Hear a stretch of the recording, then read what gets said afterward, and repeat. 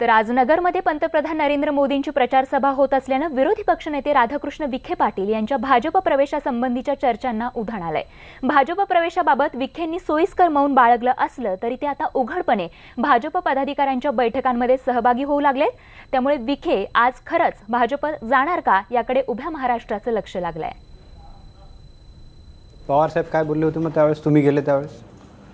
नाही, ते म्हटले विचार करतो, म्हणजे वेगळे काय बोलणार ते म्हणजे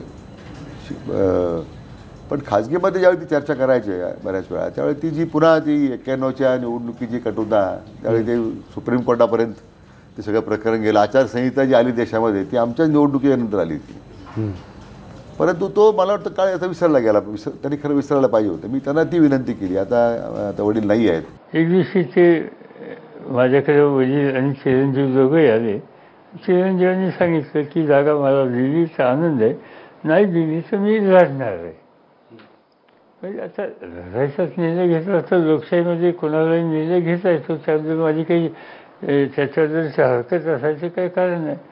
मी सांगितलं आपण लढणार, तो आमच्या शुभेच्छा तुम्हाला, आणि हा विषय तिथे संपला।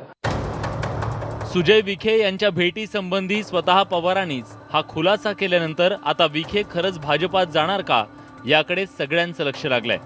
अशातच मुख्यमंत्र्यांनीही विखेंचं भाजपात स्वागत असल्याचं सांगून आणखीनच संभ्रम निर्माण केलाय। मग ते येतील का आता हे त्यांनी ठरवायचं आहे। म्हणजे त्यांना जर याची इच्छा असेल तर निश्चित त्यांचं स्वागत आम्ही करू, पण आज काही आमची ऑफर वगैरे नाही आहे। मोदींच्या नगरमधील प्रचार सभेत विखे भाजपमध्ये प्रवेश करणार का या संबंधीचा सस्पेन्स कायम असला तरी स्वतः विखे मात्र उघडपणे भाजपच्या बैठकांना हजेरी लावू लागलेत। ही बघा त्याचे दृश्य। आता विखे उघडपणे भाजपच्या व्यासपीठावर जाऊ लागताच इकडे आघाडीच्या पोस्टरवरून त्यांचा फोटो अचानकपणे गायब झालाय।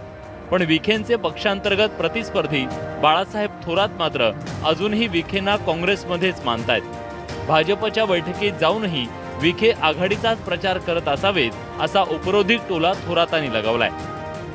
हा जो विश्वास आहे तो सार्थ करण्याची जबाबदारी त्यांच्यावर आहे, आणि मला खात्री आहे की हा विश्वास सार्थ करण्याचा प्रयत्न करते। विश्वासार्हता हा जो शब्द आहे तो कसा असतो ते दाखवण्याचा प्रयत्न ते निश्चित करतील, आणि काँग्रेसलाच ताकद देण्याचा प्रयत्न ते करतील।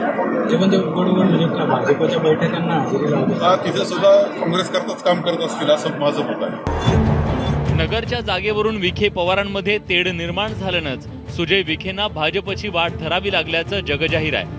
पण स्वतः राधाकृष्ण विखे मात्र अजूनही काँग्रेसमध्येच आहेत। तिकडे अकलूजचे विजयसिंह मोहिते पाटील यांच्या बाबतही काहीसं असंच त्रांगडं निर्माण झालंय। मोदींच्या नगर आणि अकलूजच्या प्रचार सभेत हे दोन्ही नेते नेमकी काय भूमिका घेतात हे पाहणं रंजक ठरणार आहे। Bureau report, news 18 Lokmat. तर मनसे अध्यक्ष राज ठाकरेंची तोफ आज नांदेडमध्ये धडाडणार आहे। काँग्रेसचे प्रदेशाध्यक्ष अशोक चव्हाण यांच्या नांदेड या बालेकिल्ल्यात राज ठाकरे प्रचार सभा घेणार आहेत। तर या प्रचार सभेसाठी नांदेड इथे राज ठाकरे दाखल झालेत। आज संध्याकाळी नांदेड शहरातील मोंढा मैदानात राज ठाकरेंची जाहीर सभा आहे। लोकसभेत आपण भाजप विरोधात सभा घेणार असल्याचं यापूर्वीच राज ठाकरेंनी जाहीर केलं होतं आणि आता प्रत्यक्षात ते मैदानात उतरले।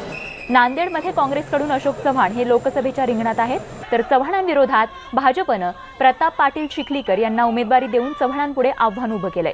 शिवाय बहुजन वंचित आघाडी आणि सपा बसपा आघाडीच्या उमेदवारामुळे अशोक चव्हाण अडचणीत सापडले। अशामध्ये राज ठाकरे हे चव्हाण यांच्यासाठी या ठिकाणी प्रचार सभा घेणार आहेत। नांदेडच्या सभेमध्ये राज ठाकरे नेमकं काय बोलतात याकडेच आता लक्ष लागलंय। तर नांदेडमधली ही एक्सक्लुझिव्ह दृश्य आपण पाहतोय। राज ठाकरे या ठिकाणी नांदेडमध्ये प्रचार सभेसाठी दाखल झालेले आहे।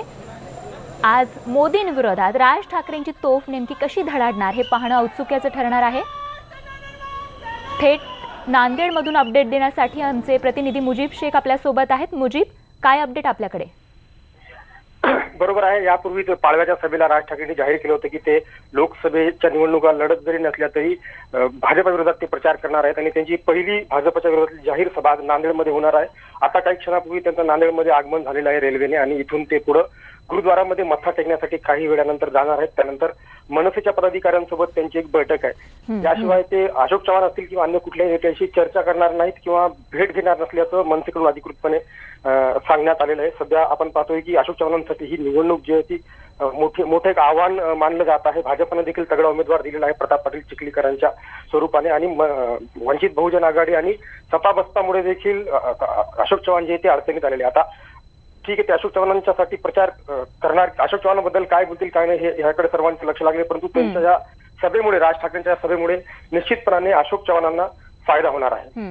अगदी मुजीब. आणि आज दिवसभर या ठिकाणी घडणाऱ्या घडामोडी अशाच आमच्यापर्यंत पोहोचवत राहा. तुर्तास धन्यवाद या माहितीसाठी.